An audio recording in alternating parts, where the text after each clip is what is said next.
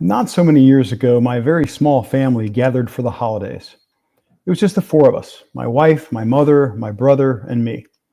My mother has since passed away, but that year we were meeting for Christmas at her house, have a nice meal, visit, exchange gifts.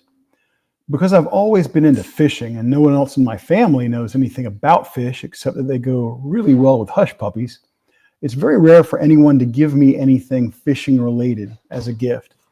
They're either convinced I have everything I need or that they'd never get the right thing. Probably correct on both counts.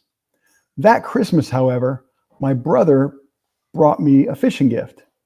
My mother wrapped it up. The box was about the size and shape of what you need for some curtain rods. It was maybe 3.5 feet long and about big enough for a baseball bat. I opened it, and it was unlike anything I had ever seen before. It was a rod and reel, but it wasn't like any other rod and reel. It was this rod and reel.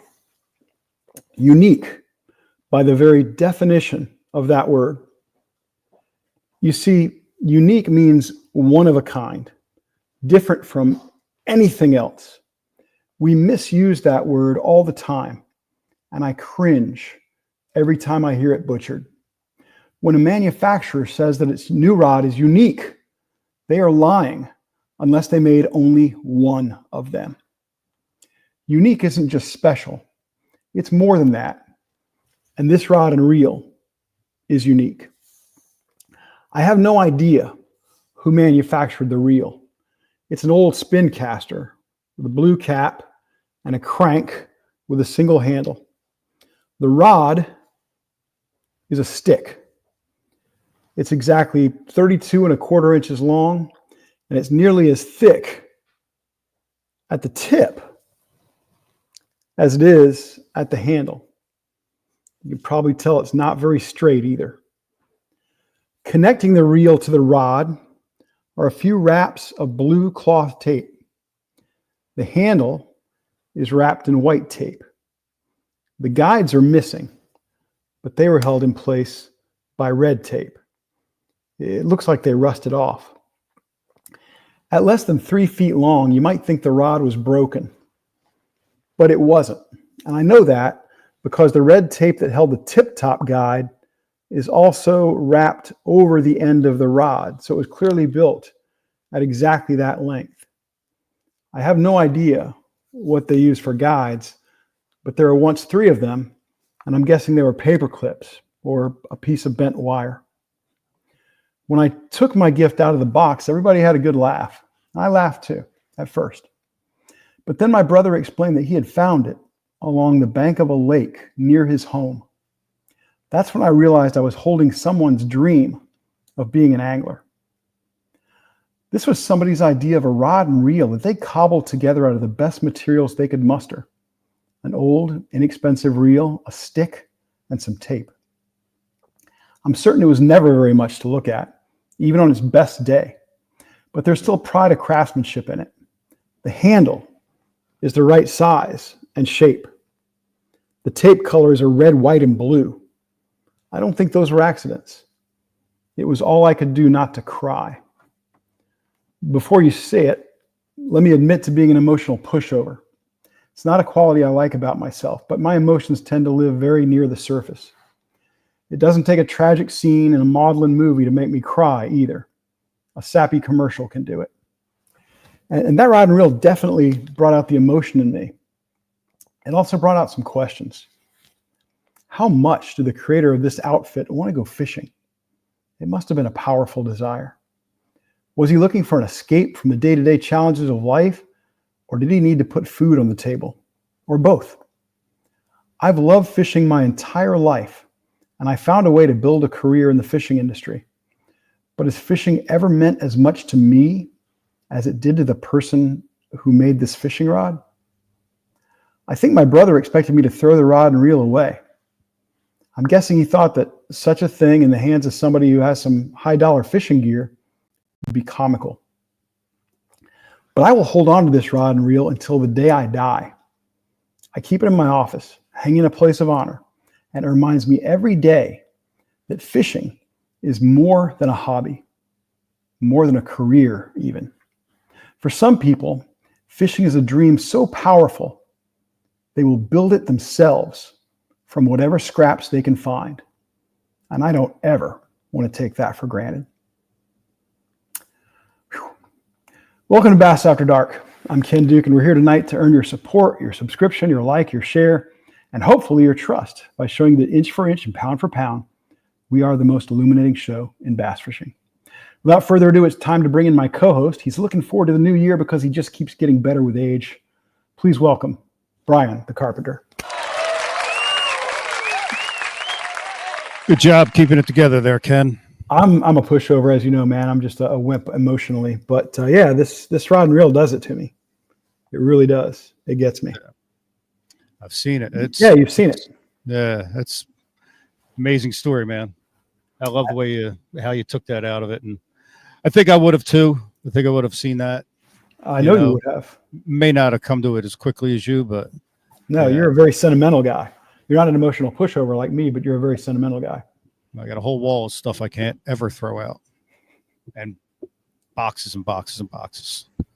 Yeah, I put this rod and reel in a place where I have to see it just to get to my desk every day. There's no escaping it, and it's a nice reminder.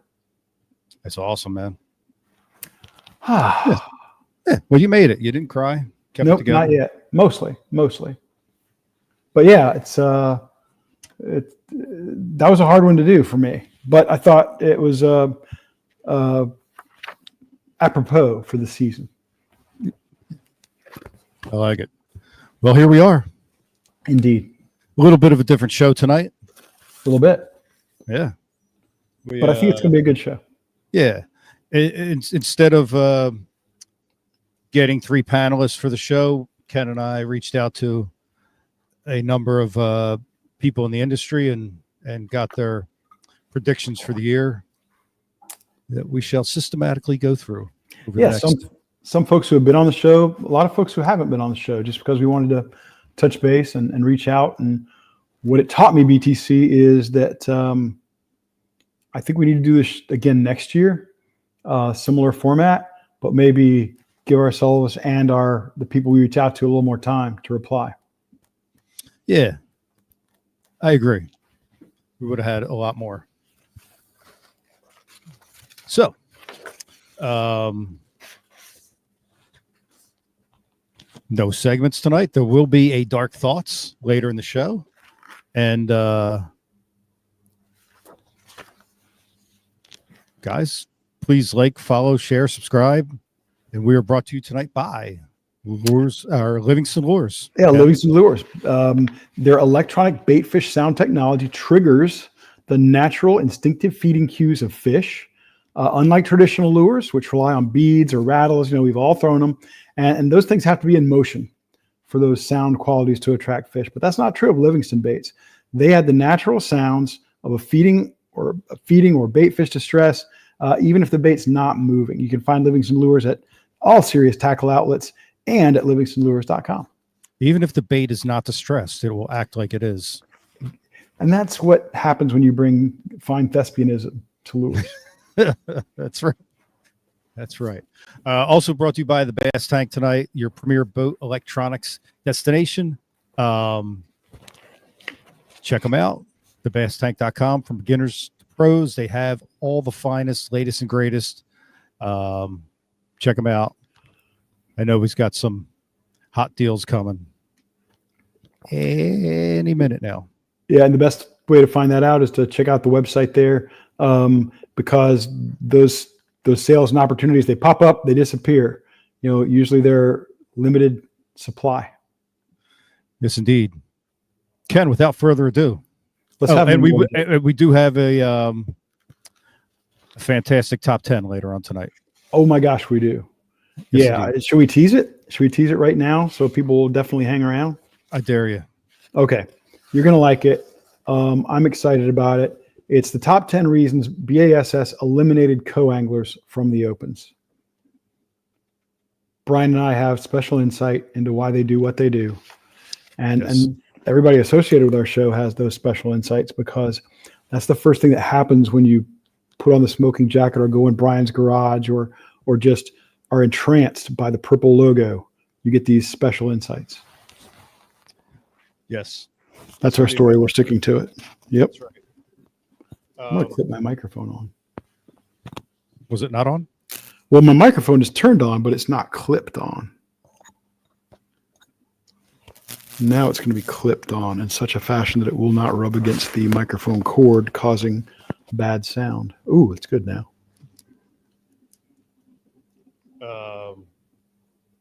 Well, shall we get after it? Yeah. Question tonight is what's going to happen in 2025? You know, our last show, which I thought was a lot of fun. I had a blast with our guests last week. But this week, we're going to kind of look ahead. We've got our crystal ball, or in my case, a crystal snowman. And we're going to look into what's going to happen in the coming year. And we've got insights from a lot of our special friends and folks who we reached out to and asked for a few predictions. We got some cool ones, and we got some that are cool in the sense that they're fun, and we got some that are not so cool in the sense that there's a little bit of gloom and doom out there. Yep. Yes. And guys, people watching tonight, whether you're on Facebook, YouTube, or Instagram, please, we want to hear from you guys too. If you've got predictions, doesn't have to be relating to professionals, your own predictions, or just things generally in the bass fishing world or the world in general. Hit us with them. We want to hear them. Yeah. We're going to bring them into the show. And if it's not brought into the show, send a letter to JMO or Justin. Exactly. By certified mail. That's right. So you know they got it. You know, we sent these messages out to people, and one that didn't make the outline BTC because I realized it too late. But I had a great conversation with a couple of guys who called after they got our text, and one of them was Skeet Reese, and Skeet was on our show just a few weeks ago. One of the greatest professional anglers of all time, but also a really savvy business guy. And I was really interested to get Skeet's take. And he made a couple of really thought-provoking comments that I want to get BTC's take on as well. He called this 2025 an interesting year with no clear path. He said there's so much change coming. It's a year of survival for the anglers, for the leagues, and for the sponsors. What do you think of that? I think it's 100% spot on. Spot on. It's. Yeah. I would not want to be a bass angler, a pro, looking to pay my bills in the industry this year. I agree with that. I think it's. I've never seen it so tough, and I've been around a long time. And a lot of the pro anglers I've talked to recently have said the same thing. They've never had it so tough. They are struggling with this stuff. Yep. And when Skeet notices it, when Skeet feels it, that means everybody is feeling it, because not only is he one of the all-time greats, recent Hall of Fame inductee, but he recently won as well on the Bass Pro Tour. So he's very top of mind for a lot of people. And I know some huge names who have been cut by their sponsors in the past 6 months. It's tough out there. Oh, yeah. But it's Skeet also noted the spread between the leagues with regard to forward-facing sonar. You know, on one extreme, you got NPFL, which has stopped it. There's no forward-facing in their league in 2025, except for the championship at the end of the year, which is for anglers who qualified this year. The other end, you got BASS, which is allowing it at all times, but just one transducer. And in the middle, you've got MLF, which is only allowing it for a certain period of time, each competition round. So Skeet made the observation, I think we all hope this is true, that we're going to find out what's the right mix based on where the audience goes. I saw a comment pop up on the board that that it will have zero effect on the audience. That was a prediction. Well done. I don't know how you can say that. Various bands will make absolutely zero impact on viewership in 2025. Ken? Well, bans, bans, restrictions. Here's why I think. Here's where I think your point has some merit, and here's why I think at the core I think you're wrong. One, BASS has the biggest platform. If they still have the biggest platform at the end of the year, even though they did the least with regard to restricting forward-facing sonar, that will not surprise me. They are the big dog out there right now. NPFL has the smallest platform right now, but they're growing that platform rapidly. I'm expecting them to make serious inroads as a result of prohibiting forward-facing sonar. And MLF has been running number 2 to BASS for some time now, and I expect that to probably continue as well. So, no effect. It maybe not impacting the hierarchy all that much, but I do think that hierarchy is going to get a hard shake, and you're going to see NPFL moving up, and you're going to see the others coming back as a result of the changes. That's my opinion. They lost most of their roster and still maintain the top spot. So yeah, it's taken a lot to move people off of Bassmaster. It does take a lot. I learned that in 2019 when they had the big split with MLF and the Bass Pro Tour, because I went to the first MLF launch and I saw all the stars and I saw all the brain power and I saw a ton of money, and yet they were not able to close that gap. And that taught me the power of one of Newton's laws of motion, which was objects at rest tend to stay at rest. And that's what I thought the audience did. The audience was accustomed to going to Bassmaster.com and Bassmaster Magazine, and they stayed there. And then they would go to events like the Bassmaster Classic, and they would say, hey, Kevin, hadn't seen you in a while. What you been up to? You know, because they had no idea. Yes. No, you're right. Why is that? Next question. Yeah, I think that the audience generally is not as passionate or as interested as we might like to think they are. I think the folks watching this show are a lot more dialed in than most fans.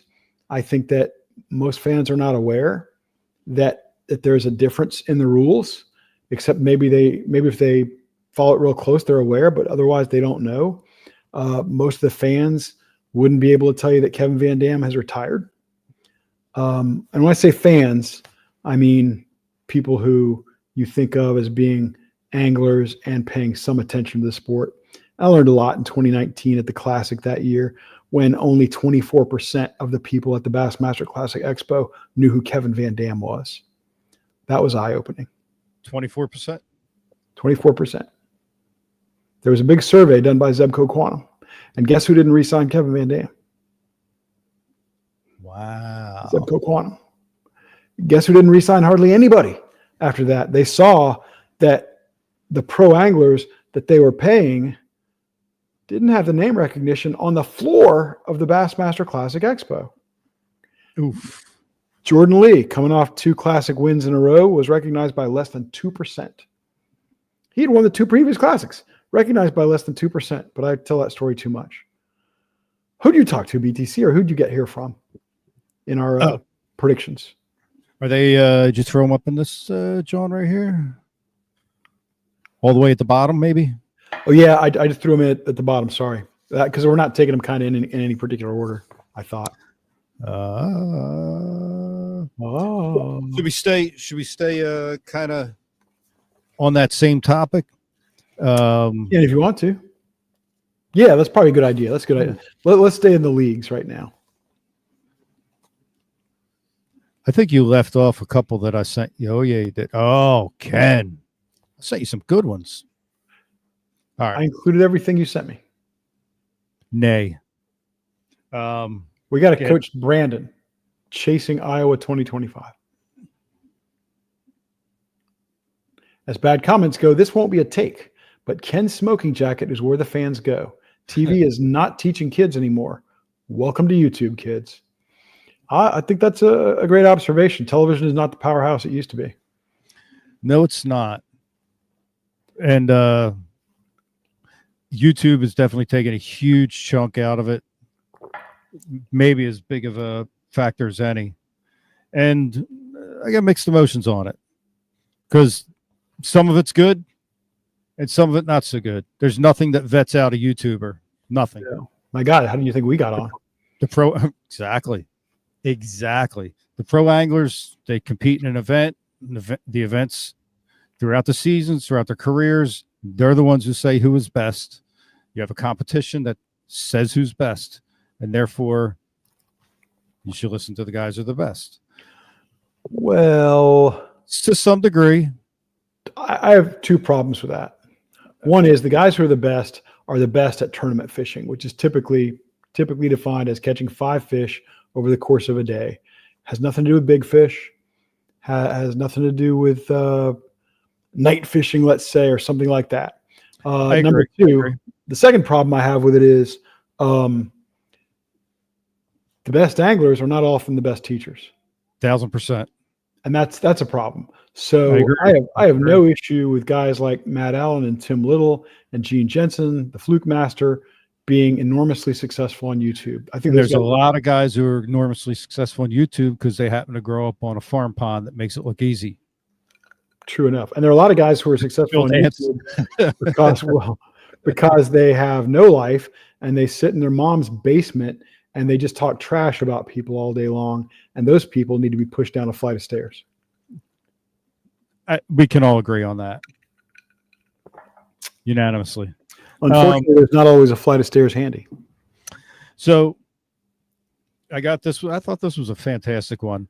The on-the-water skill set needed to become a professional angler will continue to shrink, but the level of difficulty to achieve that dream will continue to increase.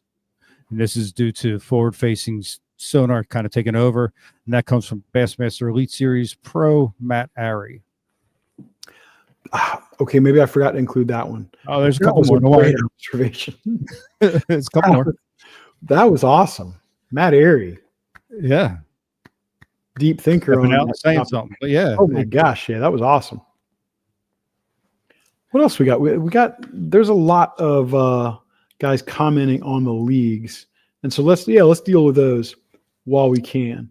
Okay. I've got another one that comes from another Elite Series Pro. Go for it.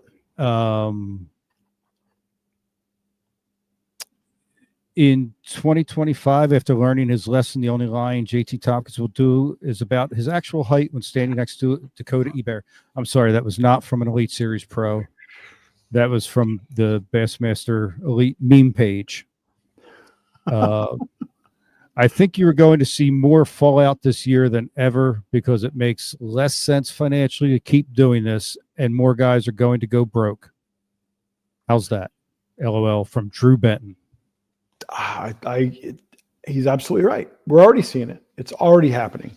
Marty Stone, our buddy Marty Stone, long time. Marty's, here's an ugly trivia question related to Marty. I've already given it away now. Who's the only guy to finish second in AOY with BASS once and second in AOY with MLF or FLW once, but never, ever win the award? The answer is Marty Stone. Marty had some brutally tough but absolutely true comments. He said 3 national trails will still exist at the end of 25, but by spring of 2026, one will have either closed its doors or should have closed its doors. That was a bold one. From Uncle Marty. More pro anglers. Yeah, I think we have an idea who he's talking about there. Wow. Somebody he used to work with. More pro anglers will take pay cuts or be let go than will get a raise. We're already seeing that.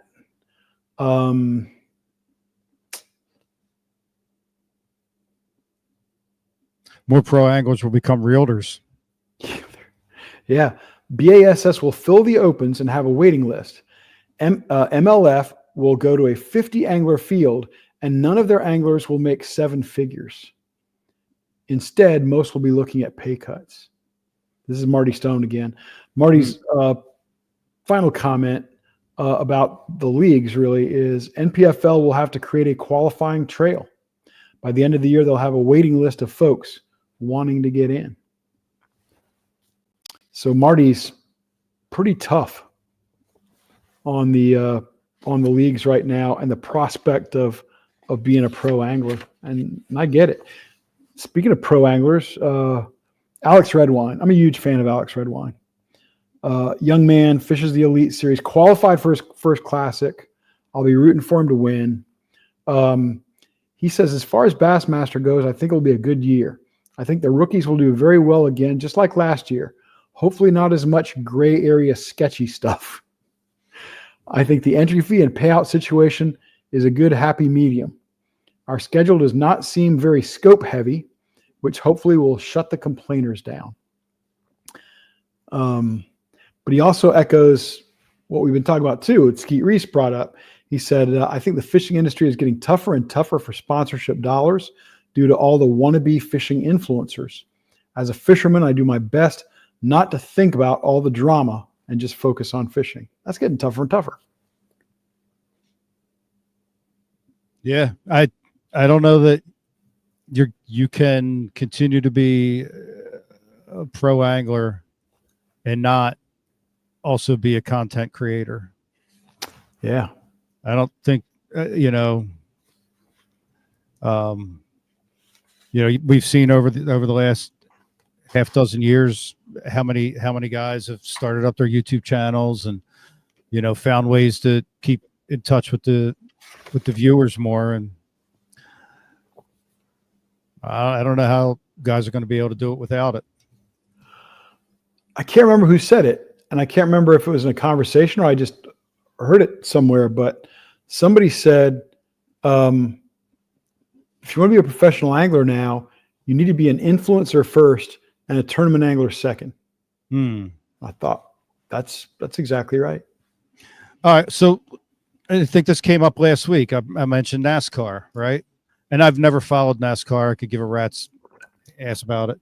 But, NASCAR drivers, are they there just to be the best driver? They're all salesmen, right? They are. Well, yeah, absolutely they are. And if you see them, so you can't, as a NASCAR driver, I just want to make left-hand turns. I just want to wake up every morning and make left-hand turns. Nah, yeah. Dude, you have to get in front of the camera. You have to sell product. I mean, that's what it is. And of course, I think NASCAR is such a big sport and has been for 40 years now that a lot of those guys go to some kind of media training. Maybe they didn't 40 years ago, but I bet they do now. And those drivers are not only selected on the basis of how well they turn left, but also on the basis of how well they communicate a message and promote a sponsor. And I hope, here's a weird one. I hope that the sport of bass fishing can advance far enough that sponsors will insist on that of the anglers before they sponsor them, because that will tell me everybody's taking it seriously and we're reaching a big enough audience that it matters. Right now, we're not. Right now, our sport is this big. Right. And we got a lot of boring guys. No personality. Big Mike's One Barbecue on Instagram. Please explain how the money has dried up in the sport.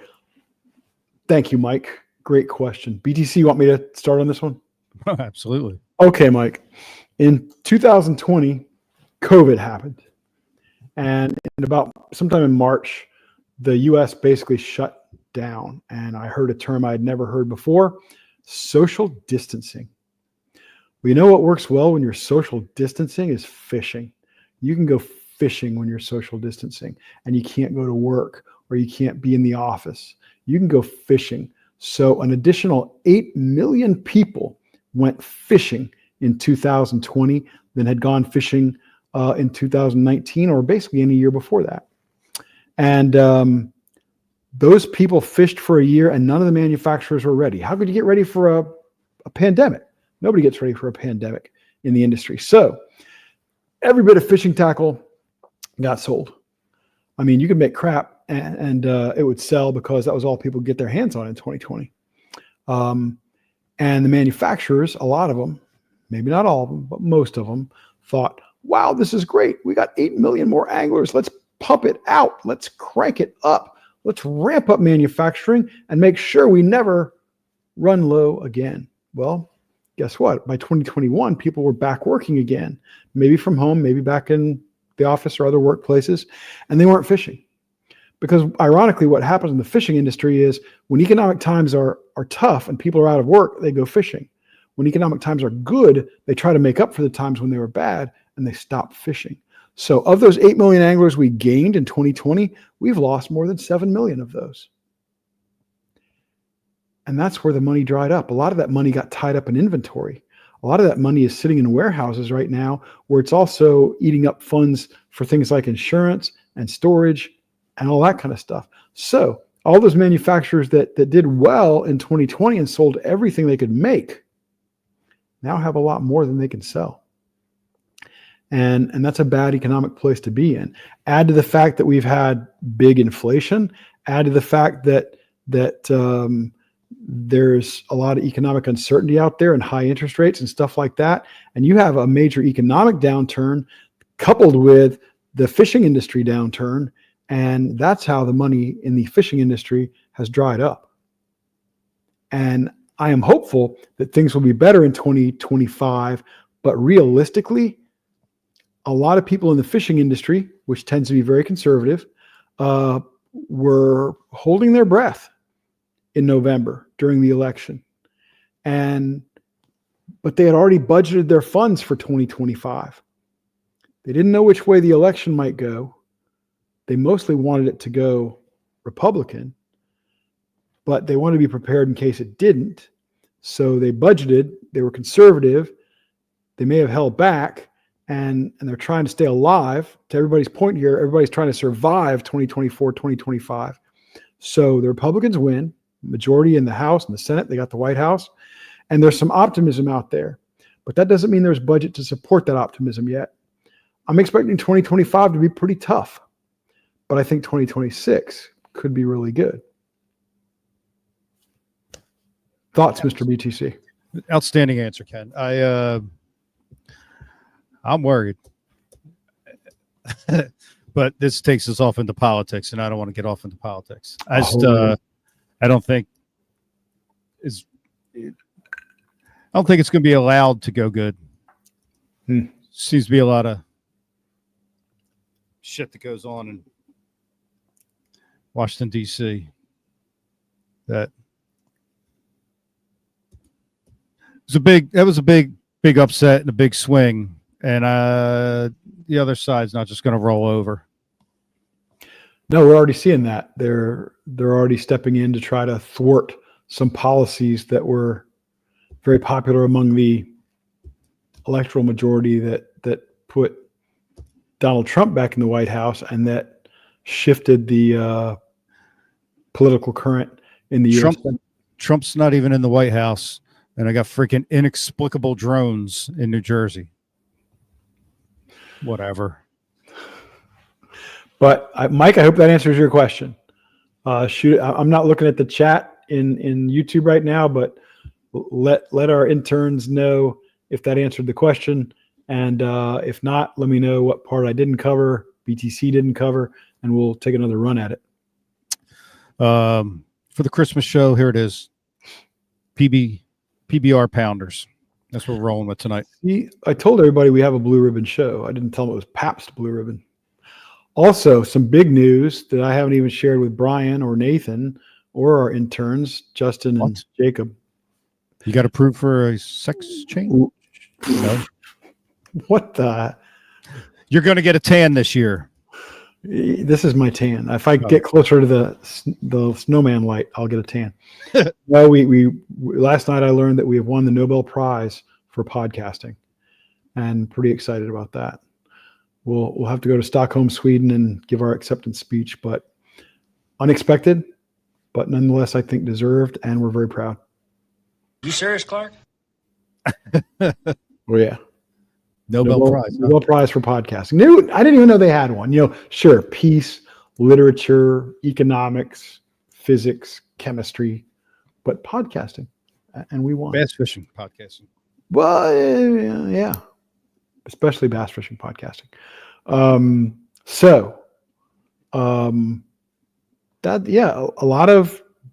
lot of negative stuff regarding the leagues. Jeff Sprague also commented, just like Skeet did, 2025 be a very interesting year in bass fishing. He said anglers are not taking some of the berths that they've earned and qualified for because there is no sponsorship money to support them. Anglers are retiring or leaving one league to fish another based on just where they can find a little bit of help. And I think to a degree that's always happened, but it's happening to a bigger extent this year than ever before. He mentions that sponsors are in a financial hardship and are not able to support the anglers. And I certainly agree with that. And Jeff closed his message to me with, this is as bad as I've seen in the industry in my life. I'm a lot older than Jeff, but I agree with him.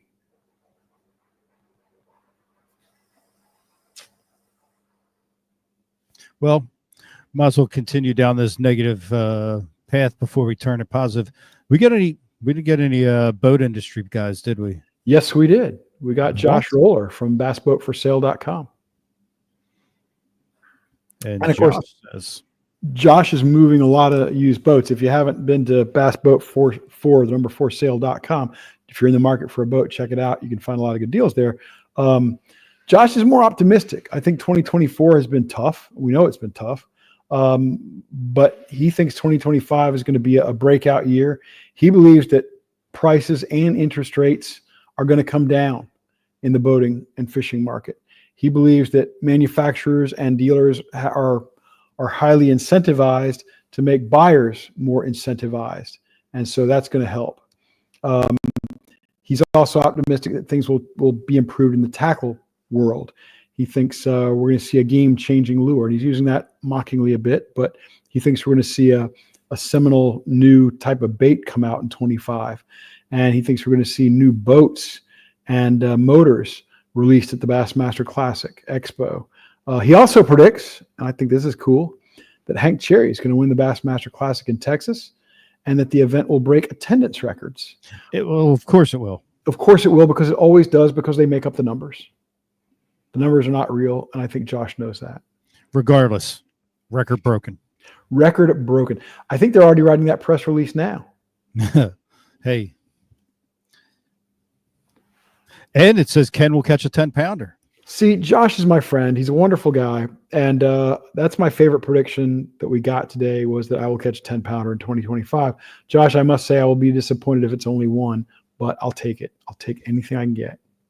To that effect, Epic Eric predicted that he will begin the first leg of the Legendary Lakes tour this year, and it will begin in Florida.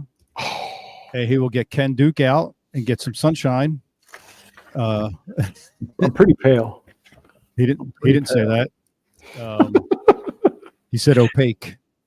I am opaque, but I'm almost translucent. Yes. And he said he's gonna get on a boat with Ken Duke and Lee Sisson. Oh yeah, we can make that happen. Yeah. Epic Eric, if you don't know Epic Eric from Smallmouth Crush and his guest appearances on a lot of other shows, what an awesome guy he is. Tackle expert, avid collector, superior human being. Ultimate hype man. Ultimate hype man. Wonderful supporter of the show. Every time I visit with Epic Eric, I try to remember to thank him for all he does to help support Bass After Dark. But if you're not a fan of Epic Eric, it just means you haven't met him or seen him. He is Bass Fishing's albino Flavor Flav. That would be a smart move for one of the leagues to just hire Epic Eric as the face of their clock league. Around his neck.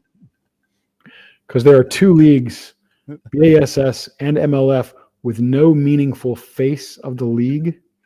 Nobody to be out there and kind of be the personification of the league. Yeah. And I hope neither of them are smart enough to hire him. Because that would put, because he'd be so good for them. Yeah. MLF had it with Shelly Sanders, and that was just the TV end of the operation. Yeah, dude. You may be the biggest Shelly Sanders fan I've ever known. Wait a minute. No question about it, actually. One of many. We are legion.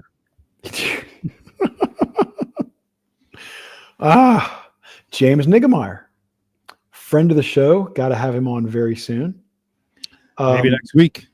He predicts that forward-facing sonar will dominate even more than it has in the past, except, of course, in NPFL where it's been prohibited.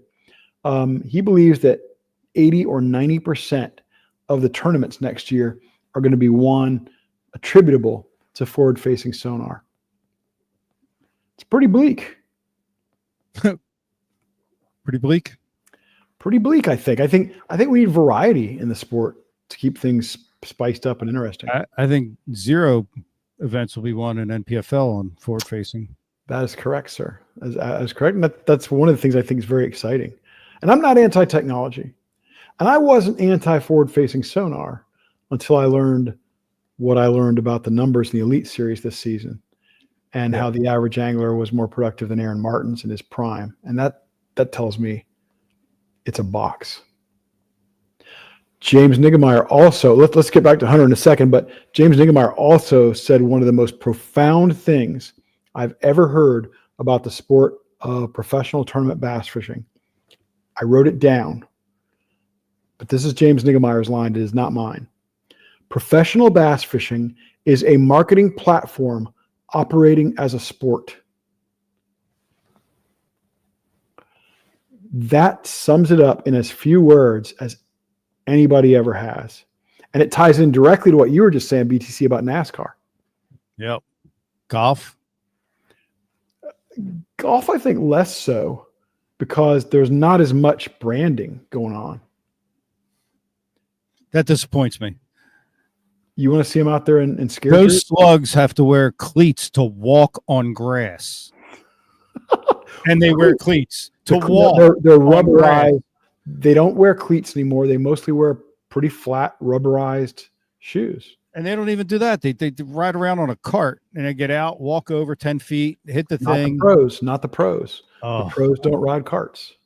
No? No. The pros do not ride in carts. Of course, they do have a guy to carry their bag for them. My God, dude.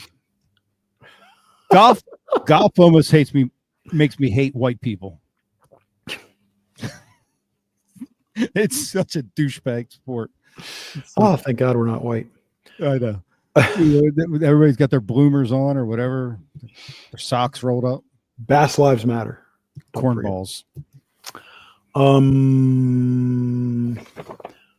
want to get all these tournament league stuff done. Bernie Schultz, our great friend Bernie Schultz, been on the show. He says, I predict NPFL will realize a sizable increase in viewership, while BASS and MLF see less, despite the airtime dominance and saturation enjoyed by BASS and MLF. That's based on the number of celebrated anglers making the move to the NPFL in reaction to forward-facing sonar. He also predicts, and this is a bold one, but I think he's right. This is Bernie Schultz talking. I predict some major tackle companies will end up in Chapter 11 bankruptcy. That's reorganization. By not adapting to new market trends as they relate to forward-facing sonar. And those rumors have been flying for a couple of years now. After the boom and bust of COVID, there's been all kinds of talk about big companies, including the biggest, maybe staring right down the barrel of bankruptcy. Now, it hasn't happened, but there's still a lot of rumors and a lot of speculation about it. A lot of people get hurt in that bankruptcy. Oh my God, almost everybody will get hurt in that bankruptcy. Although maybe the consumer, that company. Right, maybe the consumer will benefit because let's say a big rod and reel company goes under. And as part of their reorganization, they have to unload stock. And I'm not talking about stock like shares of the company. They have to unload product that's being warehoused for pennies on the dollar. And suddenly you've got tens of thousands of rods and reels or line or baits or whatever it might be hitting the market for pennies on the dollar. The retailers want to pass that savings on to you to get you into the store. And where that hurts every other manufacturer of those products because they're not going to be able to compete with those bankruptcy forced prices. That's going to be devastating if the wrong if certain companies have to declare bankruptcy. Oh yeah. Oh yeah.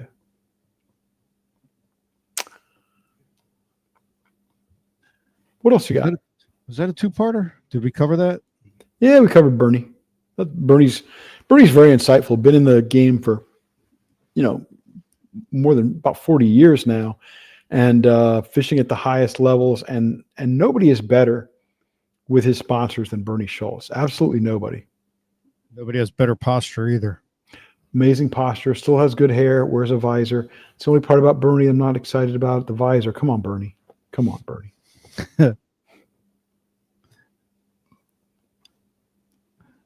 I can't, as everyone knows, I cannot wear a visor because I would look like a Jiffy Pop. Yes, you would. Do you have to be at least 50 to get that, or 45 maybe? 40. From Jody White. Jody White Predicts Drew Gill wins the tournament with restricted scope use. There you go. Drew Gill's really good. Dakota Ebert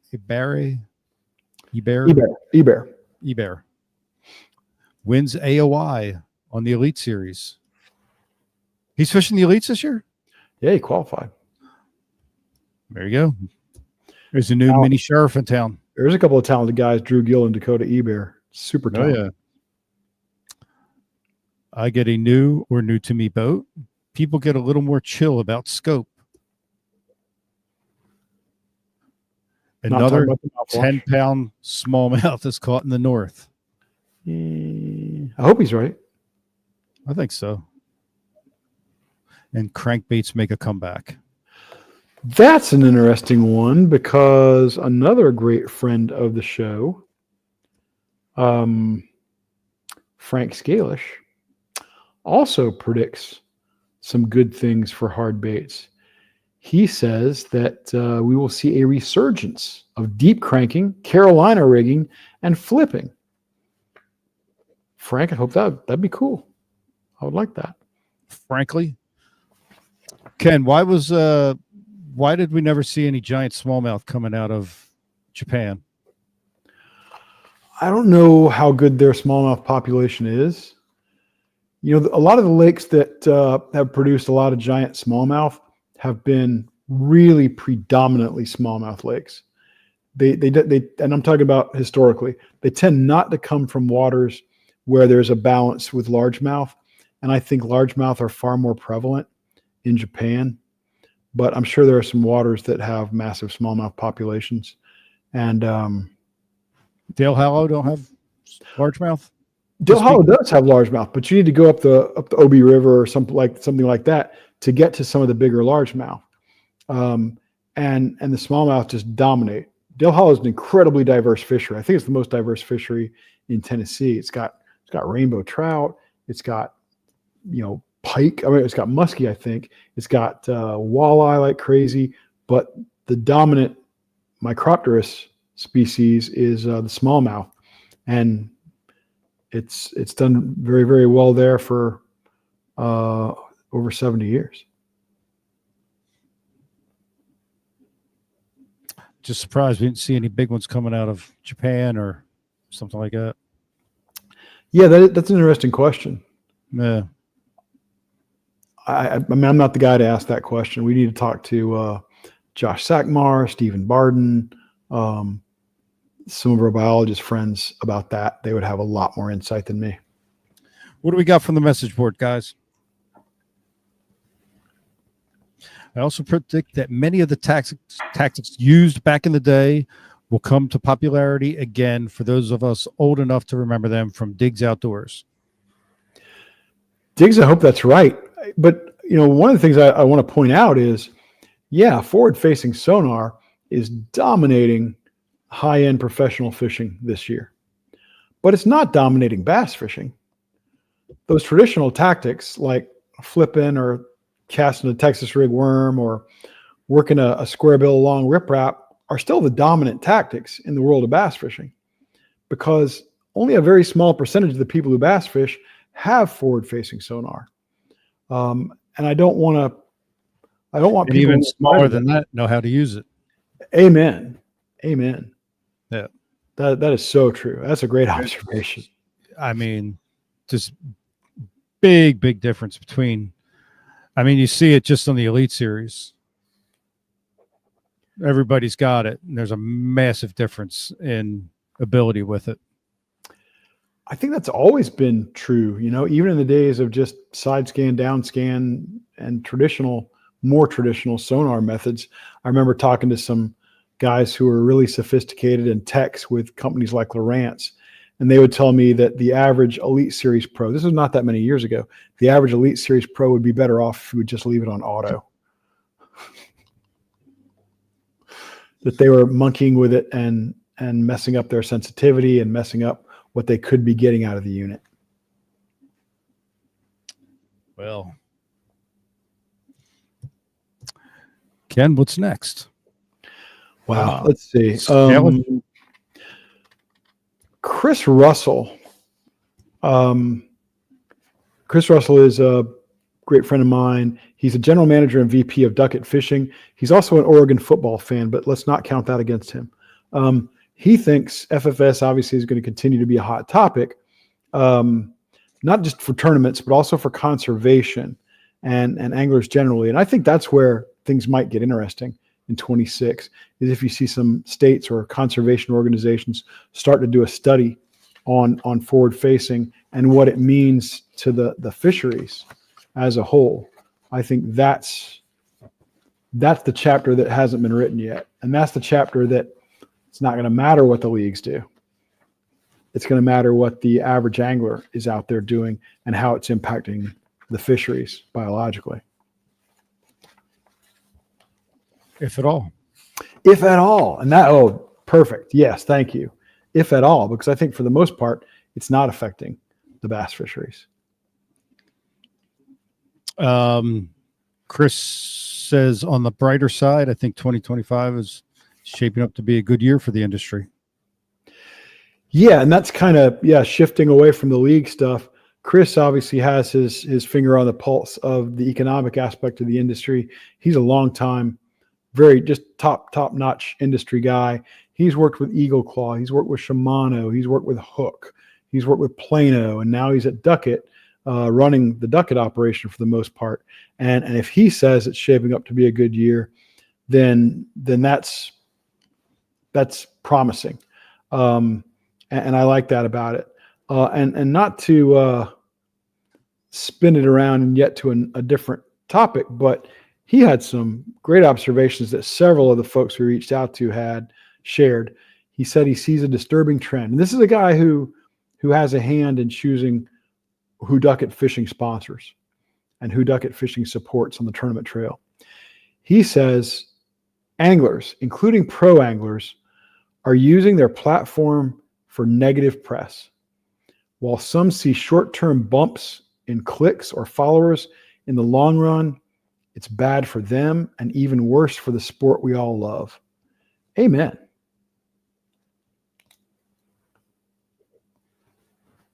That is so true. Yes, and goes on to say, what large company wants to sponsor a sport or anglers who are constantly backstabbing and bickering? If you want to lose participants, turn off young anglers and lose the opportunity to make a living or even fish, keep it up. Yeah. But even if those guys are not using their platform to piss and moan about fishing or whatever their issue is with the leagues, etc., then they're reaching out to the TMZs of bass fishing. Those guys the thirsty twats. Thank you. The phrase you used last week on Dark Thoughts. Yes, thirsty twats. Sorry about that. I forced you to say it again. Don't apologize to me. I know. I have it written down here somewhere. I twisted your arm to say it again. I'm just as guilty as you are. Thirsty twats. There you go. Yeah. Or they're reaching out to those guys to break the story. And like you said, there's short time bumps, short term bumps in views and such, but it's trash. It's just garbage without substance. And it doesn't propel the sport. It doesn't get us anywhere. It doesn't get us anywhere good. I don't like it, and we've, to the detriment of views on the show, we've tried to stay away from certain, drama laden topics and, just chasing just being ambulance chasers. But I don't think it's good for the sport. And I've heard from a number of people. Epic Eric himself said something about it today that, it was just so much negativity, so much drama. It's just really pushed him back, and It's draining. And he's a guy that's nothing but positive. Yeah. Nothing but a positive force. And I'm just like, why put my time into this when there's just all this negativity? And so I don't know. Well, we know about that shit, guys. When you go ahead and watch their videos and support their stuff and act like they know what they're talking about, again, with one side of the story, and they smugly sit there and comment on things. We know why. I mean, there's one reason, or maybe I guess there's two reasons for why. One is it gets clicks and potentially revenue. And the other reason is these people feel like they're some sort of celebrity, and they like the attention. I guess they get that dopamine rush from that. Yeah. And I get it, but it's just it is ultimately a negative thing. And it's there's just a handful of them that really bug me, who are the true bottom feeders who have nothing to offer. Nah. Nothing to offer. But will call themselves journalists. Oh yeah. Yep, that's it.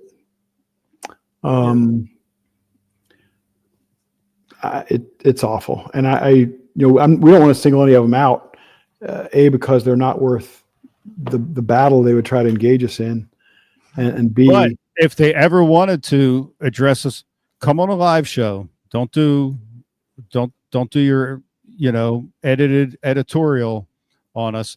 Come on live. Let's have a conversation live. I'm up for that. We'll give you the platform. We'll give you an opportunity to speak your piece, but you have to hear us out too. And in real time.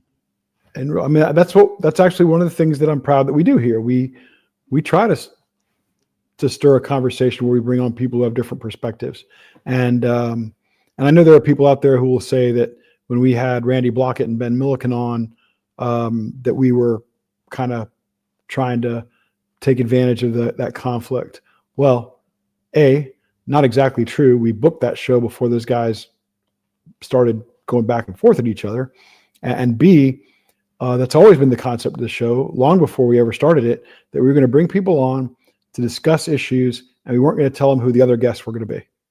Yes. And so that was just keeping in that spirit of the show. We don't try to do ambushes. That's never our goal. And the reason we don't tell you who the guests are is because we're trying to earn your trust that we're going to bring the right people on to have that conversation, rather than just another one of Brian's favorite shows. They bring on the same 6 or 8 guests because they're big celebrities in the industry. So it's kind of repetitive. But anyway, enough of that. Enough of that. Enough of that stuff. Let's get it all out. It's the end of the year. Let's get all the negativity out right now. Get all the poison out. And going back to Chris Russell, and this is a lesson to anybody who maybe is tempted to dive into the cesspool of the trolls and the thirsty, and Brian's not paying any attention. I'm paying way attention. And the thirsty twats. Thank you.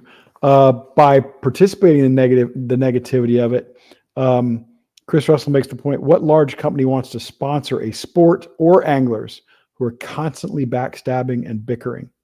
If you want to lose participants, turn off young anglers and lose the opportunity to make a living, keep it up. Excellent advice from a top industry guy. Speaking to the negativity thing, our friend Steve Sarley, who's been on the show, had this to say. He said, as much as I hate to say it, I believe that people are fed up with all the negativity in the pro bass fishing world. I don't think anybody's said it quite that bluntly to me and really made it click until I heard that from Steve. I think he's right. I think people are fed up. Yes. Until this forward-facing sonar stuff, I never felt like I was in a situation where I had to make a choice in my sport. But suddenly I felt like people had to make a choice, and that's ugly. Yeah. It's like Tupac or Biggie. Ken, I'll be right back. I choose neither. Excellent. All right, guys, JMO, Justin, don't ask us if you want to throw a post up there. Throw a post up there when you can, when you see something that you think is relevant to where we're at or where you think we might be going. Throw the comments up there. And I see what somebody said. I see what you sent me there on the message board about somebody who has just absolutely nailed one of the trolls we were talking about. Yeah. Actually, a couple of them, back to back. Boom. So it's really just a couple. Yeah, it's not a lot of people that we have disdain for in the fishing industry. There are a lot more people who hate us than we hate. Think so? I don't know. Hadn't thought about it. Yeah. No, I hate a lot of people, so probably not true. I think you're right. There you go. Anyway, Steve goes on to add, he said, the constant chatter about forward-facing sonar that rules the internet is turning people off. And I think Steve Sarley is right. And he said, I hear from too many folks who are throwing their hands up and saying they just don't care anymore. We can't afford to drive people away from the sport. Sport's already small, really small. You don't realize how small. And there will be about 6,500 new bass boats sold in 2024. That's not a lot. 6,500? Yeah. Talking about a boat, a motor, a trailer, about 6,500. That's nothing. That's 15% of what was sold 35 years ago. We're going in the wrong direction. Let's not find ways to further fractionalize our audience. We have a couple comments that came through the message board.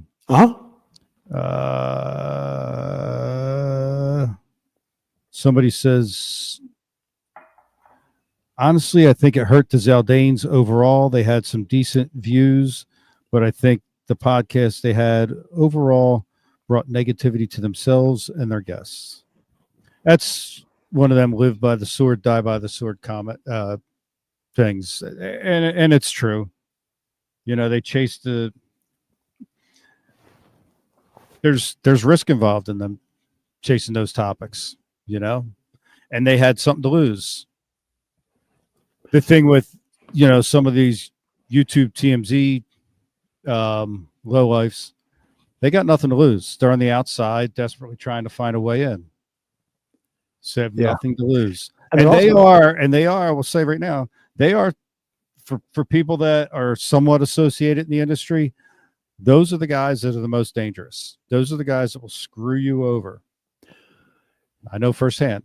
The people that are scratching and clawing to stay inside, they're desperate. The guys who are playing in the larger circle, in say the national or international political circle, or playing with mainstream celebrities and who are trolls and just tapeworms on the intestine of life, they're playing in a much larger game. And if they go crazy and color outside the lines, I get that, because the stakes are so much bigger. The potential payday is so much bigger. if you're playing that game in the bass fishing world, you are fighting and clawing and scratching, and for nickels and dimes. For nickels and dimes, you're laughable. And I don't get it for that reason. You know, there's a big difference between being playing a game in the NFL or playing a game in the world of bass fishing. And I'll go back to an analogy I used recently. Shohei Ohtani, I think, makes $70 million a year from the Dodgers. That's more than every angler who has ever fished the Bassmaster Classic has won in the Bassmaster Classic over 54 years. Not a little bit more. That's 20-something million dollars more than all of the anglers who ever cashed a check from the Bassmaster Classic. And he makes that this year. And he made that this year. He made 150% basically of what all those anglers have made over 54 years. Well, Ken, I think it's just time we end it all. You always have the answers. That's one of the things I love about you. Oh, God. Okay. Right. Yeah, we need to change gears, obviously. Change gears. We had some fun comments from folks like Johnny Mars will will reintroduce the Tornado spinnerbait. There you go. I can guess who that came from. Dr. Terry. Dr. Terry Battisti. James Hedden will be resurrected solely to sue Duo Reales for claiming spy baiting is new. Oh. Ooh. Sam Axe will say something funny in the chat. Always happens. Multiple times. The bad chat room will become Terry Battisti's safe space. And that's about it from Terry. Always good stuff from the doctor. Now let's go to some of the good stuff from the counter doctor stuff from Stephen Barton. You want to roll that out? Oh, I love some of his comments. Stephen Barton, too smart for his own good. That's a problem. Oh, yes. Steve brought it. Always. Let's see. The IGFA will re-investigate the Manabu Kurita largemouth bass world record, but no changes will be made until 2026. Okay. Texas will produce another IGFA world record Florida bass, and it won't be from O.H. Ivy. Nobody cares about Texas world record bass. Go ahead. Stephen would know, though. Indeed. He will know. Two states will officially announce statewide trophy bass stocking programs similar to the trophy marker approach Texas uses. That's not fair. He probably has inside information. Barton is a notorious insider trader on this deal. That's right. Black Bass 2025 will be the first fisheries science meeting covered by fishing content creators. I want to know more about that. Yeah, Stephen. We need to get dialed in on that, Stephen Barton. Hey, if are we classified as content creators? Yeah, I would hope so, but we won't get invited. Okay, now here's where Barton goes off the rails, and I love it. Oh, Terry Battisti will appear on Bass After Dark as an expert more times than a co-host of the Big Bass podcast. Ouch! You hear that, Battisti? He's calling you out. Oh man, he's calling you out. Bring back the Big Bass podcast. Well, I'm up for that, but Battisti's the one who doesn't have time, and I don't want to do all the heavy lifting myself. Understood. We need to get Battisti back on board with the Big Bass podcast. Nathan, our other partner here on Bass After Dark, is also a partner on that show. Nathan and I just, spend about all of our week, except for the 3 hours of this show, just kind of sitting there doing nothing. Wait for Battisti to say, okay, let's get going again. I want to do that. But and then Stephen Barton really may need to be in timeout for this next comment. Ken will realize the smoking jacket joke didn't work and switch to Hawaiian shirts. Still no pants. Really? Is that the way it is? I'd go Hawaiian shirts, but it's cold as hell out here. It's cold here too. It was only 77 today. It was awful.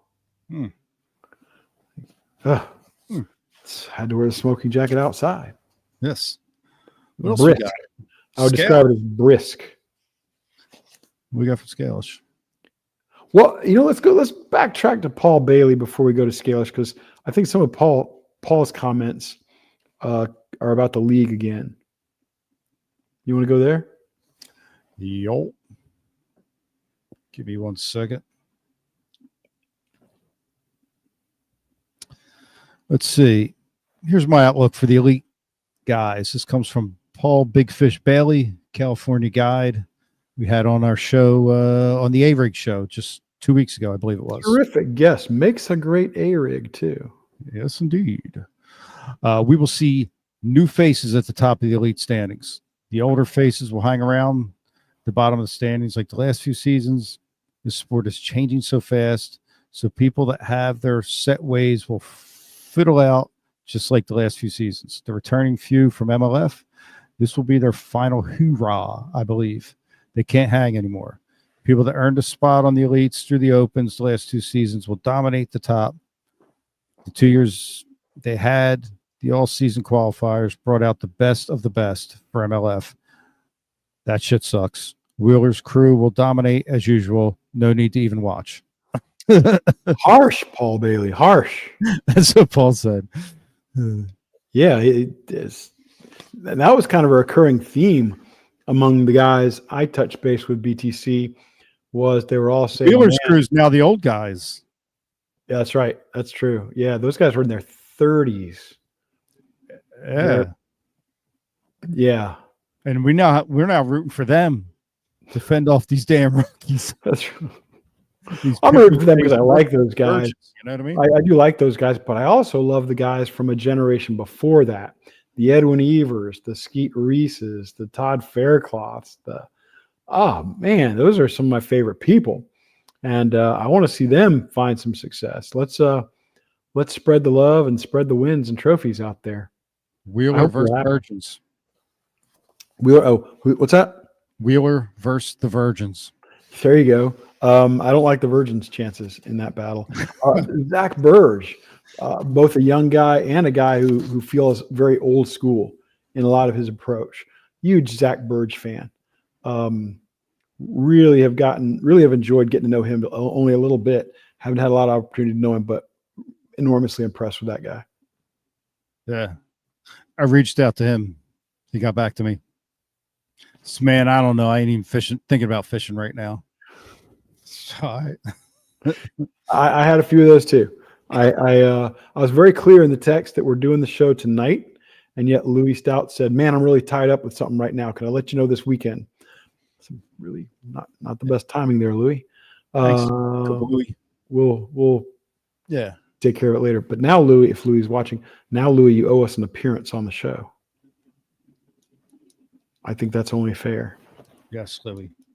Rob Southwick, who a lot of our audience won't know who Rob Southwick is, and that's unfortunate for them. Rob Southwick has a company called Southwick Associates, and his company does market study research.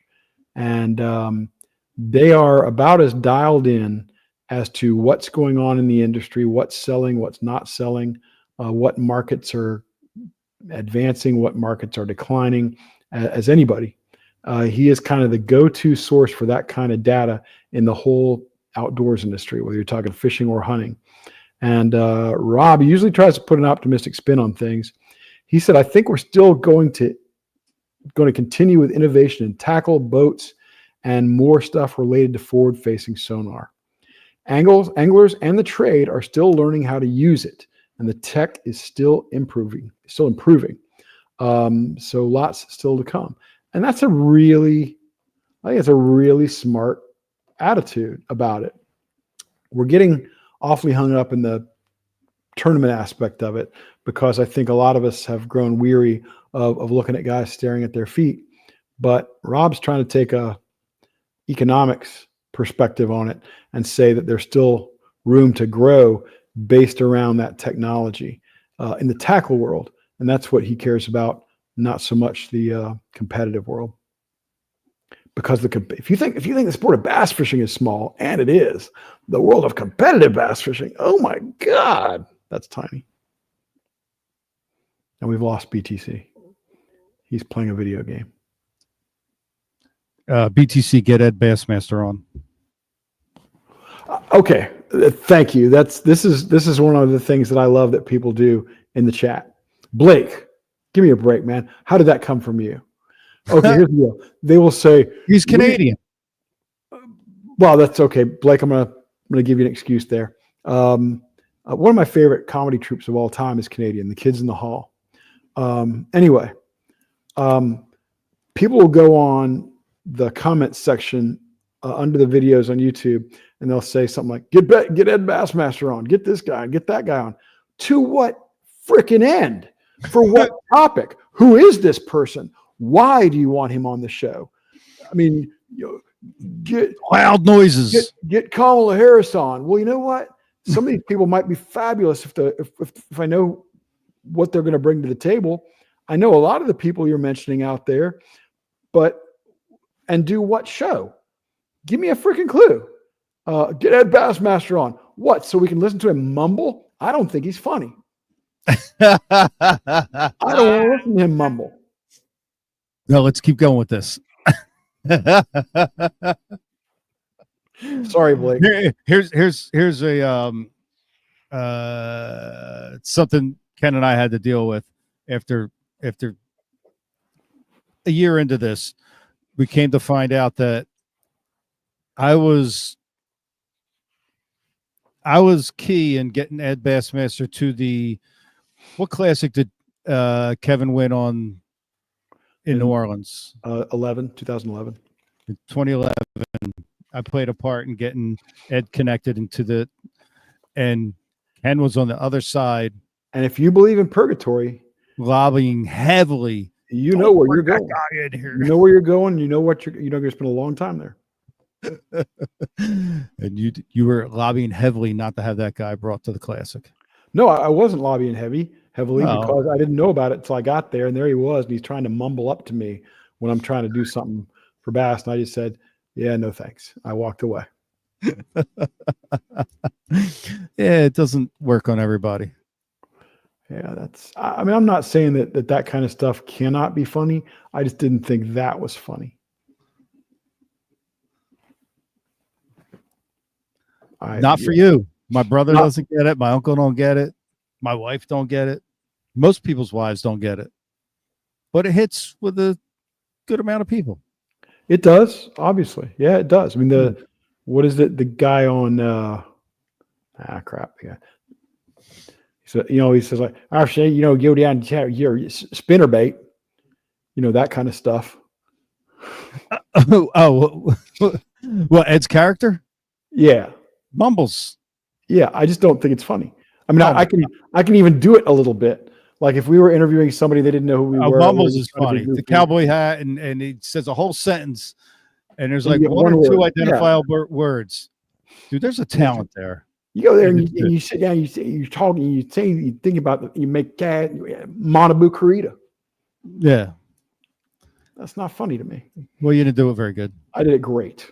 I did it better than Ed Bassmaster ever. No, you did doing it. No, you did. You did better than I would do, but you didn't do it very so much better. Not that good. But I get it. I'll give it to you. It's not for everybody. Okay, we have some other kind of funny ones from Frank Scalish, or kind of maybe prescient ones. Who knows? Frank said Mark Zona and Tommy Sanders will come back in 2025. Well, Sanders didn't leave yet. He's retired before. I guess, is he not retired again? I don't know. I don't know either. Well, Ronnie, how much Ronnie Moore are we going to get? I do know that. The answer is too much. Nathan, sound effect? Anything? Because I know what you want. I know what you want, BTC. More Ron. A certain amount. The right amount. Have I had too many of these tonight? Maybe. What is that? Water? Lime or lemon? Water. Earth Oh. juice. The straight Yeah. water? No, but yeah, well, it's not gay water. I let a bass swim in it a little. Thank you very much. I let a bass swim in it a little bit, Okay. and then I drink it. Got you.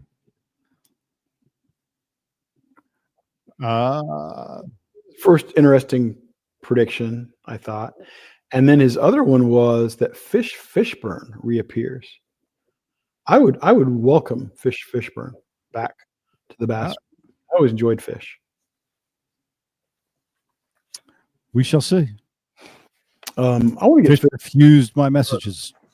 I want to get Fish on Bass After Dark one of these days. Oh, you're going to have to do it because I've not been able to break through. I haven't talked to Fish in years, unfortunately, and I think he's living in Tennessee and living the good life. But I would love to have him on the show. I always thought Fish was funny. Did you ever watch his show, Go Fish? Go fish yourself? Yes, Go Fish. It was kind of like if Pee Wee Herman hosted a fishing show. But it lacked the budget of Pee Wee's Playhouse. Of course. Because in the fishing industry, there's not a ton of money for that. But it was a good show. It was a lot of fun. And it was very cool. Very cool. Yeah. It's Fish. We've covered a ton of stuff. And I think we've covered most all the comments that we had from guys. Although, did you have some others you wanted to share, BTC? I don't know. I feel like there was a lot that came across the message board that we didn't see. I know it's been a lot about Travis Manson. I'd seen a prediction very, very early in the show that Travis will be abducted by aliens this year, officially, finally. That will come together for him, which is exciting. I'm sure he's excited for that. But what about the Great Reset? We got to wait. How about Charlie Moore? I see that. Oh, wait. Top Charlie 10. Moore's another guy I didn't find funny. I'd love to see the top 10 in Bass, MLF, and the NPFL do a single tournament to get the best of the best. With that said, it will have its own set of rules. Diggs, that will never happen. Never, ever, ever. But it's a great wish. I love it. I love the wish. Yep. The NPFL side of things will be no FFS. I'm sorry. I'm assuming everybody can read along. They can't. A lot of people are listening. Part 2 of Diggs' prediction is from the NPFL side of things, there will be no forward-facing sonar. From MLF anglers, they won't know what lake is going to be used, and every fish counts if it's over 2 pounds. From the BASS side, there will be an 8-hour fishing day for 3 days. So Diggs has it mapped out, and I think that's very cool, but you won't see that from the leagues. I think that NPFL would sign up for that in a heartbeat. I think that MLF and Bass would stay away for fear that their guys would lose. Not because there's they nothing think their to win. Guys would lose, but There's they have nothing to win. Right. Yeah, they have nothing to win. Ray Scott, way back in the day, back in the 70s, used to encourage the touring pros of that era not to fish local tournaments, not to fish their Friday night pot tournament, not to fish some local event, because he felt like they had nothing to win. All they could do was either look like they were beating up on the amateurs, or worse yet, if they lost, they would make the sport look less special and less skilled. So yeah, you'll never see Bass or MLF do something like that. No. But here's the thing. If the right sponsors got behind it and had enough money in it, I'm not talking about where the pros had to pony up $5,000 or $10,000 to get in. But if the right sponsors came in and had a really big payout, it wouldn't matter what any of the leagues wanted to do. They would just need to get the invitation to those 30 anglers, and it would be game on. Because those 30 anglers would want to play for that money, and they are all independent contractors and free to do what they want to do in that regard. So if the money were there, it would happen. Problem is, again, we live and work and participate in a sport that is not particularly financially sound, particularly right now. But it's a cool dream, cool wish. I wish it was going to happen.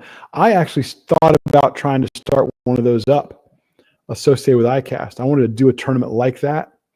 And I even talked to a few potential sponsors. But then I realized I don't really want to put together a big tournament like that. That's not really something I want to do. No. That's a lot of work. For who, for what? For who, for what? Yeah. Hey, people watching the show, first comment on the message board. Crap. I got to text the guys the answer. Give me a second here. Okay, well, you're talking. Another thing I want to say about forward-facing sonar and this strange era we are living in is what it's doing to some records out there. I know that for the most part, BASS and MLF have done not the best job of keeping track of their records in the sport. And forward-facing sonar is changing the records of the sport. And it feels a lot like the late 1990s when Sammy Sosa and Mark McGwire and Barry Bonds were challenging all the long-standing home run records in Major League Baseball. For example, earlier this year on Lake Okeechobee, Scott Martin won a Bassmaster Open with 90 pounds and 6 ounces, I believe. And he did it. Scott is a superior angler, not taking anything away from him. And he was using the technology available to him. He was using forward-facing sonar to spot spawning fish that he could not see with the naked eye. Underneath stuff, tucked in places where you couldn't get your boat, that sort of thing. He was finding these fish using forward-facing sonar and catching them. Kudos to him. Won the tournament, got a decent payday. That's how it's supposed to work. But you know what? That could not have happened without that technology. And he beat a record owned by another friend of ours, Byron Velvick, that Byron set back in, I want to say 2000 or 2001 on Clear Lake in California, 83 pounds, 5 ounces over 3 days. And he was catching those fish on big swim baits and stuff. And he didn't have that forward-facing sonar advantage. What if somebody breaks Paul Elias's 4-day record of 132.5? What if somebody breaks Dean Rojas's record of 45 pounds, 2 ounces, but it's using forward-facing sonar? I'm going to feel like maybe should those records have asterisks next to them? Like when Roger Maris broke Babe Ruth's home run record in a season that had 8 more games than Babe Ruth was able to play. I'm not sure it shouldn't. How many century belts before forward-facing sonar in one tournament, asks Andre Albernaz. Wow, I'm not exactly sure that number, but it's in the 30s, maybe even the 40s. There were a lot of century belts. And let's be really blunt here. A century belt is about the venue and the timing more than anything else. You go to Amistad or Falcon in March, and some guys are going to get 2000 and what? 2008 or 2000. Yeah. Guys are going to get century belts, period, the end. But forward-facing sonar makes those things a lot more attainable. And as the records fall and we realize that it's the technology causing those records to fall, I have kind of an issue with that. It's the corked bat of bass fishing. Who quoth? For who? For what? I know the answer. Yes. Guys on the message board, first one to get it. You gonna give them context? Might win something. Well, this is not exactly a fishing quote. This might be a football quote.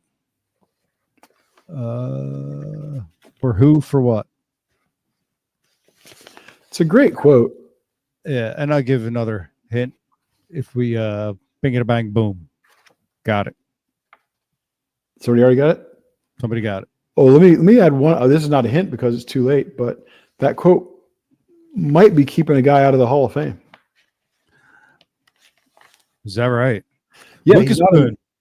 Lucas Boone, way to go. He even got the spelling. Oh my God. The 2 T's. Yeah, he got the spelling. Wow. Yeah. Lucas, that's game. Yeah, Ricky Waters, despite having credentials that are beyond what would ordinarily get you into the Hall of Fame, is not in the Hall of Fame. And I think it's because of that. And can you give him the story, BTC? I feel like it was his first game as an Eagle, but it might have been early in his first season as a Philadelphia Eagle. Ricky Waters came over from the Niners, right? Yeah. And he short-armed a pass across the middle that was setting him up to get crushed by a strong safety or something like that, maybe a linebacker. It was a risky pass across the middle, and he short-armed it, and the Philly sports media was on him about it, and he said, for who, for what? That was where it came from. It didn't go over really well. A lot like a Led Zeppelin. Kind of, but yeah, Ricky Waters. Yeah, it's that was a classic example of not putting the effort in. It reminded me of Cam Newton's play in the Super Bowl when there was a fumble in the Panthers backfield and he started to reach for it, but he saw a defensive lineman going for it and he kind of pulled back. He looked really weak. Not that he's Hall of Fame caliber, but if he were, I would think awfully hard about voting for a guy who did that. Yeah. It was a prime example of what not to say in Philly. Yeah, they don't have any problem booing people who don't make ugly mistakes like that. They boo themselves. They throw batteries at Santa Claus. Come on. Yeah, I'm friends with them. They're assholes. Have they won 10 in a row now or 11 in a row? Nah, I think they lost. That's right. They lost the other night. Yeah, that's right. That's what I heard. So they had won 10 in a row, which is tough to do in the NFL. From my standpoint, because they're so ridiculous when they lose, kind of makes me happy that some of my friends that are just so stupid about it. I'm all right with the loss. Good for you. That's what finally got me away from following sports. Is I got so irritated with myself that a team losing could make me upset. Have a terrible day the next day. Yeah. Yeah. Who cares? Stupid. That was so stupid. Yeah. Talk about Lou. I got a question for you. Yes. What's your prediction for Bass After Dark in 2025? Damn. That's right. I asked a tough question. It's that kind of journalism that puts us on top, gives us a Nobel Prize for podcasting. Prediction or wish? All of the above. I would like to have a beer tub girl behind me. Like be at the clubs. She stands up in the beer tub and opens your bottle for you, hands it to you. One of them. Not familiar with that service, but it sounds nice. It is. It's very nice. They're usually scantily clad. Oh, yeah. Was that a prediction or was that a wish? It's a wish. Oh, okay. Checking. I want to stay with wishes. They're a lot better. It's a lot better than reality. Okay. All right. What's another wish then?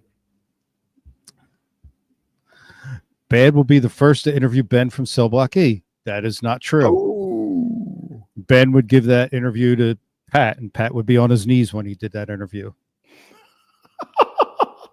Mouth open, hair pulled back in a ponytail. All right. What is a prediction for 2025? World domination? Yeah. I'm up for world domination. I don't know. Just, plugging along, doing a really good show, keeping our morals and values about us, and trying not to fall into the pit of slut and unsavory thirsty twats. that- You know what I that's- mean? makes I it don't visual, I doesn't don't it? want to be involved. I'm not that desperate to be involved to do that kind of stuff. So Right.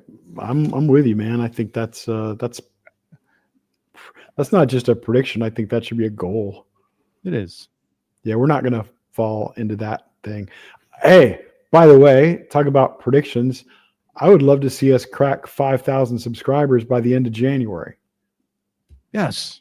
because we've been stalled out in the low 4,000s, it seems like, for quite a while. Y'all can help us out.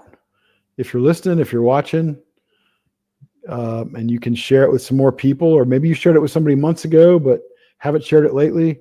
If you can spread the word, man, please, that would mean a lot to us. We would It'd mean love a to lot. crack 5,000. Really I've heard appreciate it. from several of our friends who have larger followings than Bass After Dark that when you hit 5,000, that it becomes dramatically easier to reach the next plateau, which would be 10,000. So Yeah. that We would be just nice. jump in the boat at that point.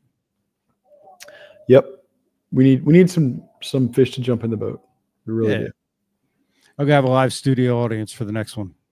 Oh, there's I a was thought. supposed to have one tonight, but then no one ever showed up.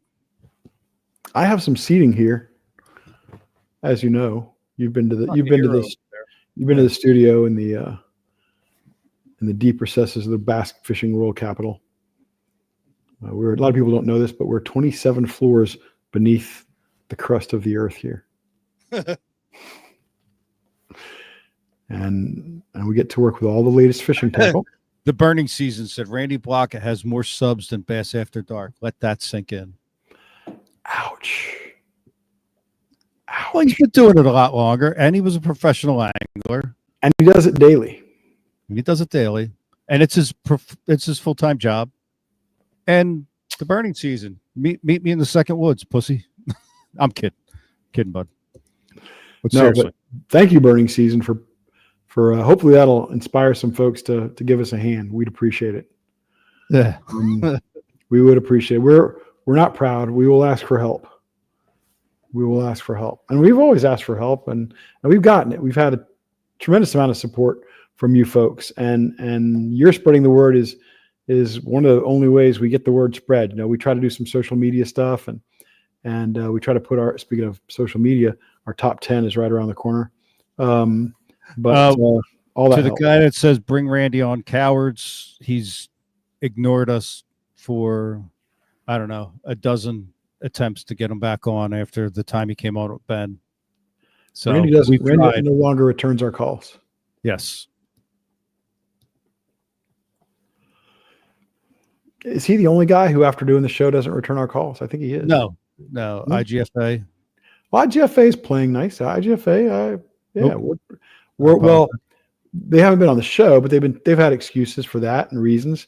And they have been in contact with me on some articles I've done. So I have no qualms about saying IGFA has been nothing but generous with their time and energy. So no issues there. We hope to have somebody from IGF on very soon. We got a show planned. It's tentative, so I don't want to bring it up yet because we don't know that we can get the guys we want for next week's show. But 2 weeks from now, we're going to revisit the world record chase and all this, what species and stuff are doing about that. That's a topic that is very close to my heart, and one that deserves a couple more episodes down the road here. Yes. Are you going to tease next week's? Well, we don't know. We know what we don't have our want to guest do. yet. Yeah. We know what we want to do. I like it. We're going to do this. We're going to do the show, and I think we're going to get exactly those guests. So why don't you roll it out there? Oh, the topic? The topic. We won't tell anybody who the guests are. Well, the topic is what's the topic, Ken? What did we say the topic was? This is awkward when we constantly have to check our text. Who did what? How to become professional bass fishing guy in the future? Here we go. How to become a futuristic bass fisherman. There, that's good. Okay. Okay. Here's what we got.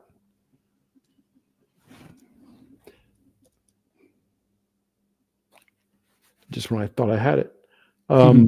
What does it take in 2025 to be a bass pro? Yes. And I think that's if you know where we want to take this, it's not just a show for people who want to be a bass pro. Not at all. It's a show that takes into account what the industry at large looks like. It takes into account what media and social media look like. It takes into account the off the water and on the water skills that a guy has to have to be successful as a touring bass pro in 2025. And Brian is laughing. Back to the Future starring Randy Block. Will he be taking on the Marty McFly? No, he's the professor. It's got to be with the hair. Oh, yeah, that's true. That's true. Hey Sean guys, Fracas, we need a BTC and Ken Bass live on the water at some random place. We know the places. BTC and I know the places we want to go. all right. Yeah, it sounds pretty cool. That'd be They're awesome. all in Florida. Actually, I got a couple picks that are outside of Florida that I'm up for. I'm up for it. We need to do it. I'm in. But that's a great idea, Sean. Thank you. I think it's time for you to get rid of me. My prediction for 2024, December 26th, is that you kick me off the show and do bad. Did you have predictions for next year? A second Nobel Prize for podcasting. I don't see anybody else who can do it. I think that, and I don't want to make a too serious a prediction, but I think we are going to see how forward-facing sonar shakes out in the competitive bass fishing world. Somebody is going to be pleased with the audience they draw, and somebody is going to be disappointed, and that is going to force other changes. So we have not seen all the changes with regard to forward-facing sonar yet, but we will get a lot more dialed in 2025. 2025 will be a better economic year than 2024, but not a great year. 2026 will be a great year because everybody will have time to ramp up and trust their instincts and see the way things are going in a new administration. Rookies and young guys who are good with FFS will continue to dominate at BASS. I think that there is still enough of an advantage in MLF that you'll see a lot of the same guys succeeding there. And you're going to see a lot of cool new blood, some old blood, going to NPFL. And I think that that league is going to draw a lot of new support for a couple of reasons. One is going to be the excitement of all these new anglers there, but another is going to be it's just going to be a substantially bigger, stronger, more robust, more powerful, more dynamic platform for that league. I like it. I'm looking forward to it, and I'm a big fan of the president over there, and I hope to see more of them. That was a great more strong leadership from them, not hiding in the weeds, not measured words behind, filtered through lawyers. I want to hear real men speak. Underdog or Undertaker, I haven't been on Rainbow in a couple years, so that wasn't me, bud. But yeah, I predict, Ken. Yes, sir. I predict that there will be a massive uptick in cheating on the opens, but with no one there to report it, there isn't. I think we addressed that in the top 10. Thoughts on no co-anglers for the opens? Andre, brace yourself for the top 10, and you'll have our top 10 thoughts. There you go. I think that's about it for you, Mr. Duke. Final words. Goodbye.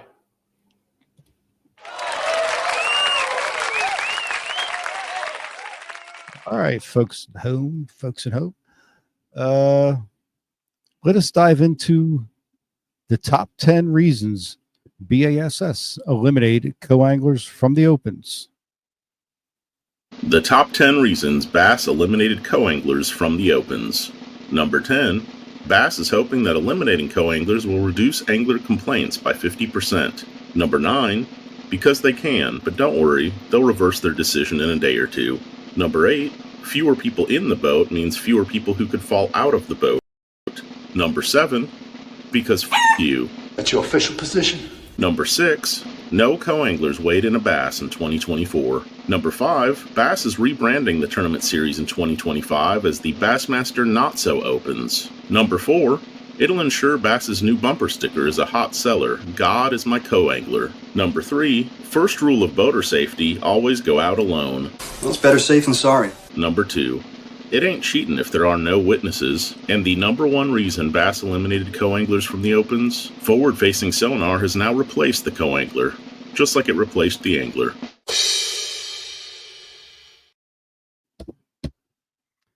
Hey, everybody. Thank you for tuning in tonight. Merry Christmas to everybody. Appreciate you guys very, very, very much. Thank you from me, from the whitest guy in Florida, Mr. Ken Duke, Nathan Benson, Jacob Morrison, Justin Kingsley, our interns, James Riley, the logo master, and Ron Stallings for that intro. Thank you. I want to thank our sponsors, Livingston Lures, the Bass Tank, Lures and Lead. We owe some people some prizes, lots of them. I got a list. You guys are going to get your stuff. That's my New Year's resolution. Going to make it happen. Next week, Thursday, January 2nd, we'll be back. We're going to try to put together that show we were talking about earlier. We have 3 guests in mind that we really, really, really want for that topic. Hopefully we can get all 3 of them. Bass After Dark has the guests you want to hear from, even if you never heard of them. And with that, I think it's time for Dark Thoughts. Did you go outside last night? Nah, one night. Nah, it's extremely bizarre. Nah. Definitely shock and disbelief. And now, Dark Thoughts by Brian the Carpenter. This guy's naked. One more thing. We want to give you guys a chance. If anybody wants to send in a Dark Thoughts or an opening monologue, we want to use you guys, give you the opportunity. Send them in. Reach out. Okay. I want to take this moment to thank Joe Biden. Never thought I'd say that. Joe Biden just signed a bunch of bills into law the other day on Christmas Eve, as well as pardoned a bunch of death row criminals, murderers, rapists.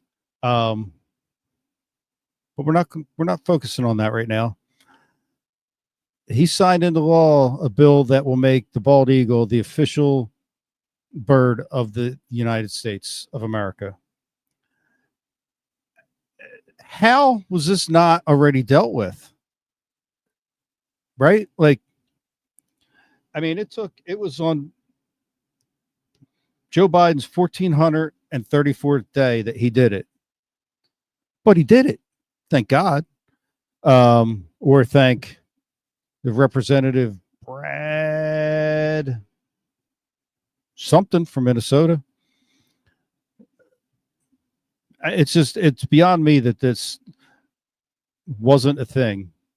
And since George Washington took office 200 and something years ago, it's been 85,838 and 3/4 days that we've had presidents in this country, and somehow the bald eagle never got recognized as the official bird of this country.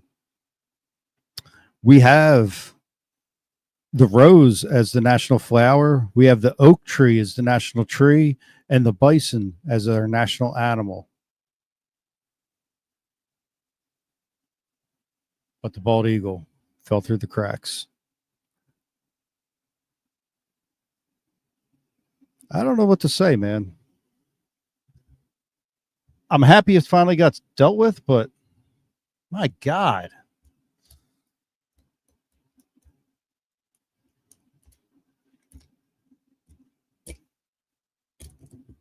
Thank you guys, and I'll see you next week.